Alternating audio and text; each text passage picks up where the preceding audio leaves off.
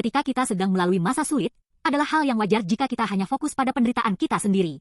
Ada saat-saat ketika kita merasa lelah, putus asa, dan merasa tidak mampu melakukan apapun lagi. Pada saat seperti itu, kita mungkin tidak melihat atau bahkan mengabaikan orang-orang di sekitar kita yang juga sedang menderita. Bukan karena kita tidak punya hati, tetapi karena kita terlalu terbebani.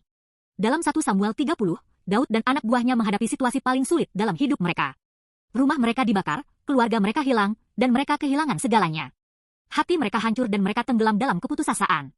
Mereka sedang mengejar orang-orang Amalek untuk mencari keluarga mereka, dan di tengah perjalanan, mereka bertemu dengan seorang pemuda Mesir yang ditinggalkan di padang gurun. Pemuda itu sakit dan kelaparan.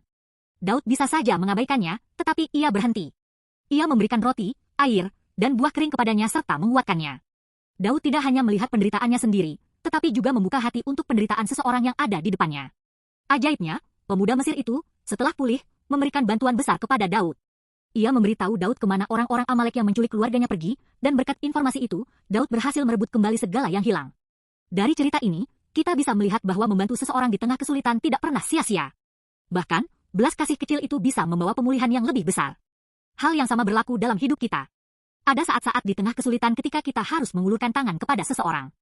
Pada saat seperti itu, alih-alih berkata, ini bukan waktunya untukku melakukan ini, dan berpaling, bagaimana jika kita mengulurkan tangan membantu sekecil apapun? Melalui pertemuan itu, Tuhan membukakan jalan baru bagi kita. Lihatlah Yesus. Bahkan ketika ia memikul dosa dunia, ia tidak mengabaikan mereka yang bersedih. Menjelang penderitaan di kayu salib, Yesus tidak pernah melewatkan orang sakit, orang lapar, atau mereka yang sedang menderita begitu saja. Ia selalu mengulurkan tangan hangat untuk menghibur penderitaan mereka. Kita juga bisa melakukan hal itu.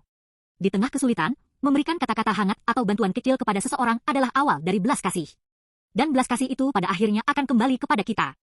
Melalui seseorang, kita bisa menemukan kembali harapan hidup dan mendapatkan kembali kekuatan yang telah hilang. Itu adalah keajaiban yang bisa terjadi. Saudara-saudara, cobalah untuk menunjukkan kebaikan kecil kepada seseorang hari ini, bahkan di tengah kesulitan. Tangan yang Anda ulurkan itu akan menjadi saluran yang membawa kasih Tuhan ke dalam hidup Anda dan hidup orang lain. Melalui tangan belas kasih itu, Tuhan memulai pemulihan dan membukakan jalan yang luar biasa dalam hidup kita. Hidup yang tidak melupakan belas kasih di tengah kesulitan, hidup seperti itulah yang akan membawa kita kepada sukacita yang lebih besar.